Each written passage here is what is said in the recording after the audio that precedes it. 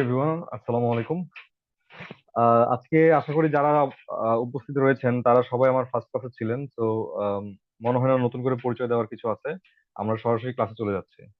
আমাদের আজকের ক্লাসটা ছিল course overview and global apparel industry. আমাদের এই কোর্সটা নিয়ে টোটাল ওভারভিউ, এবং এটার সাথে আমাদের সোয়েটার সাথে গ্লোবাল অ্যাপারেল ইন্ডাস্ট্রির রিলেশনটা কোথায়। আসলে আমাদের এখন বর্তমানে বাংলাদেশ এটা একটা সোয়েটার একটা অনেক মেজর একটা হাব বলতে গেলেই চলে।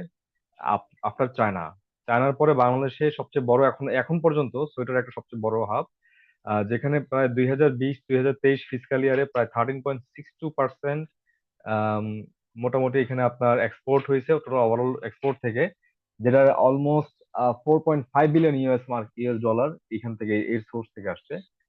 তো সোয়েটার নিয়ে হচ্ছে আমাদের এখন বর্তমানে চাইনিজ যারা ম্যানুফ্যাকচারার আছে তারা এখন আগের মতো বিজনেস করতেছে না, যার কারণে আমাদের বাংলাদেশের জন্য সোয়েটারের অনেক বড় একটা আম, জায়গা তৈরি হয়েছে অলরেডি।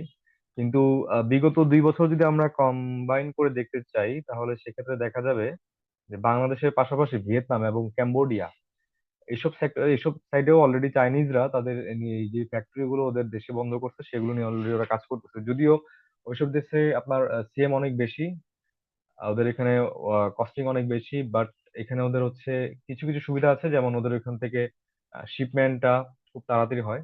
তো যার কারণে এখন বর্তমানে ওরা ওই হাবটুকু ভিয়েতনাম এবং ক্যাম্বোডিয়া এসব হাবগুলোকে এখন ওরা বর্তমানে সোয়েটারের হাব করতে যাচ্ছে, বাট লেটস সি আপনার আফটার কামিং ইয়ার্স কি হয়। এখন পর্যন্ত বাংলাদেশ এখন পর্যন্ত বাংলাদেশ দ্বিতীয় পজিশনে আছে ইম্পোর্টের দিক থেকে। আমরা বেশ কিছু কান্ট্রিতে সোয়েটার ইম্পোর্ট করে থাকি, তার মধ্যে হচ্ছে US, Germany, Japan, UK, France, Spain, Italy, Netherland, এছাড়াও আরো অনেক কান্ট্রি আছে। তো এটা হচ্ছে লাস্ট 2020 যে লাস্ট হিসাব অনুযায়ী এখনো পর্যন্ত, এখন 2024 পর্যন্ত, এখন পর্যন্ত অলমোস্ট প্রায় সেকেন্ড পজিশনে বাংলাদেশ আছে। এটা হচ্ছে আপনার আপকামিং আপকামিং ইয়ার হয়তো এটা ফার্স্ট পজিশনে আমরা চেষ্টা করতেছি, বাট আমাদের রিসেন্ট কিছু ইস্যুর কারণে, যেমন আপনার করোনার পর থেকে হলেও আমরা অনেকটু ঘুরে দাঁড়াইছিলাম, কিন্তু পারি নাই বিকজ অফ হচ্ছে এই বিশেষ করে লাস্ট যে ইস্যুটা হলো আমাদের ইন্টারিম গভর্নমেন্ট আসার আগ পর্যন্ত, তখন ততদিনে অলরেডি আমাদের কাস্টমারের কাছে একটা ব্যাড ইম্প্যাক্ট চলে গেছে যে বাংলাদেশের অবস্থা এখন আগের মতো নাই আনস্টেবিলিটির কারণে।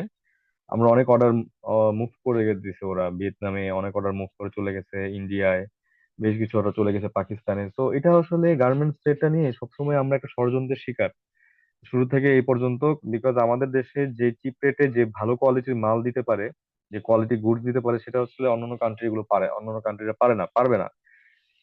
কিন্তু এই সমস্যাটা হচ্ছে বাংলাদেশের বর্তমানে, যদি আপনি দেখেন যে অর্থনীতি সবচেয়ে বড় একটা চাকা হচ্ছে এই গার্মেন্টস সেক্টর। তো এই গার্মেন্টস সেক্টরটা যতদিন বাংলাদেশে থাকবে, আমাদের দেশে অর্থনীতি চাকাটা সচল থাকবে। যখনই গার্মেন্টস সেক্টরটা বন্ধ হয়ে যাবে আমরা অর্থনীতিতে পড়ে যাব। এই জন্য আমাদের যারা আছে আশেপাশে প্রতিবেশীরা, আমাদের নেইবারহুড কান্ট্রিজরা, তারা অলওয়েজ আমাদেরকে চেষ্টা করে এই সেক্টরটা থেকে আমাদেরকে দাবায় রাখার জন্য। কিন্তু আমাদের ডেডিকেশন লেভেল, আমাদের ইউনিটি, দিন শেষে আমাদের কোয়ালিটি, আমাদের যে চিপ রেট আছে যার মাধ্যমে আমাদের এই যে আমরা যেটা দিতে পারতেছি সেটা আসলে ওরা এখনো পারে না, যার কারণে এখনো বাংলাদেশ ঠিক আছে। তো আমাদের নেক্সট জেনারেশন আছি, তারা যখন আরো স্কিলফুল এবং আমরা যখন আরো কমিউনিকেশন স্কিল হবো কাস্টমারের সাথে, আমরা যখন বুঝাতে পারবো ওদেরকে আমাদের যে চাহিদাগুলো, আশা করি তখন থেকে আমরা আরো বেশি কাস্টমারের সাথে এগুলো নিয়ে কাজ করতে পারবো। যেই পজিশনে এখন বর্তমানে আমাদের কান্ট্রি আছে, তো এখন হচ্ছে বলতে গেলে আমরা দৌদুল্যমান অবস্থায়। যদি এখন থেকে এখান থেকে আমরা পড়ে যাই তাহলে আমাদেরকে অনেক নিচে পড়ে যেতে হবে, বাট আমরা যদি এখান থেকে আপরাইজ করি তাহলে আমরা টপার বা টপেস্ট এক্সপোর্ট কান্ট্রি হিসেবে অলরেডি আমরা বিশ্বের কাছে মাথা তুলে দাঁড়াতে পারবো। তো